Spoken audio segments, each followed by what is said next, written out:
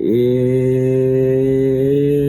sir, ladies and gentlemen. This your boy G-Pack coming in on G-Pack Sports, and I'm here with it, man. Make sure you follow and subscribe to G-Pack Sports on all social media and all podcasting platforms. With that being said, man, this little post I seen coming across social media, Michael Strahan and had Chris Johnson, former NFL player. Shout out to Michael Strahan and Good Morning America, by the way. And it turned out Chris Johnson was one of my favorite players growing up when the East Carolina running back transferred to Florida Gators.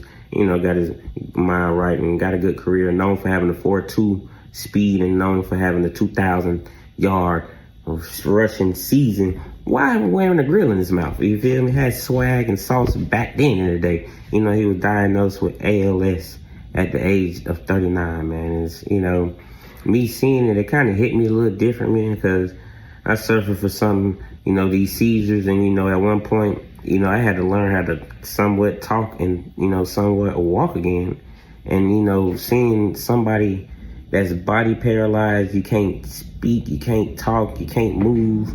You have to use a technology device that, senses your eyes to communicate, man. It kind of just broke a brother down. And then I had one of my homeboys, he's like, you heard about Chris Johnson? I'm like, man, I heard about it, and I kind of feel it, and I can kind of, relate to it to a certain way. So, prayers and thoughts out there to everybody that's going through stuff. And this was a reason why you're gonna see another podcast before this I made Monday Motivational, just to give some encouraging words, man, some positivity, man. Tomorrow's never promised, man. You can have everything and you can lose it in the blink of an eye. So just take advantage and just be blessed that you're able to walk, see, talk, and just do the things you can do, because some people can't do it.